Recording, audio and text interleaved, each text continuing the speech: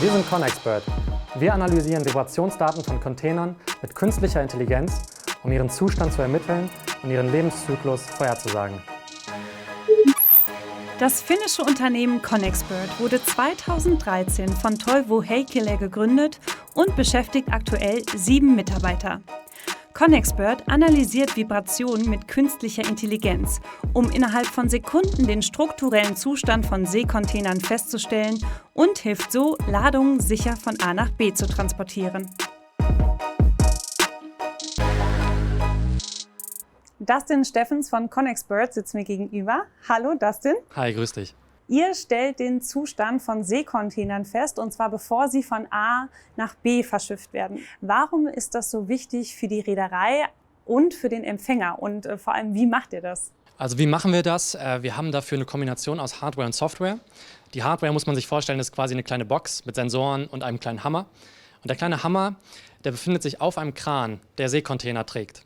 Und der kleine Hammer schlägt gegen den Container und erzeugt Vibrationen, die wir mit unseren Sensoren dann extrahieren sozusagen. Diese Informationen, diese Daten gehen bei uns in die Cloud, wird von unserer Softwareseite, also der künstlichen Intelligenz, ausgewertet und stellt Informationen zur Verfügung. Zum einen kann man dann sagen, in welchem Zustand ist der Container. Ist der Container gut, ist der Container schlecht? Aber zum anderen können wir damit noch viel tiefer in den Container blicken, in die Struktur des Containers und können prognostizieren, wann der Container denn zusammenbrechen wird. Man muss sich vorstellen, dass jede Reederei eigentlich mehr Container in der Flotte hat als notwendig, weil häufig mal ein Container zusammenbricht, weil sie genau wissen, dass manchmal ein Container in keinem guten Zustand ist und abgelehnt wird vom Exporteur.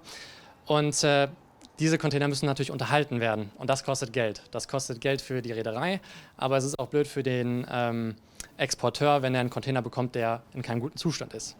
Und ökologisch will man natürlich jederzeit unnötige Strecken des Containers vermeiden. Wie ist so eure Erfahrung? Also wie viele dieser Container sind mangelhaft und was für Beschädigungen sind das dann in der Regel? Also wir sind als Startup noch in der frühen Phase, das heißt, ich kann keine repräsentativen Aussagen darüber machen.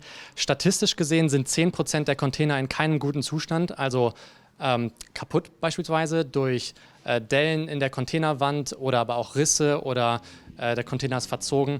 All das sind beispielsweise für die Papierindustrie wirklich K.O.-Kriterien. Man kann sagen, dass ca. 1,2 Milliarden Euro im Jahr entstehen als Schaden für die Waren, die im Container sind.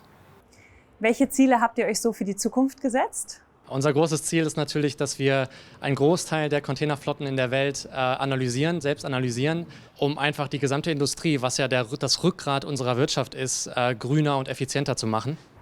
Ganz viel Erfolg dabei. Dankeschön.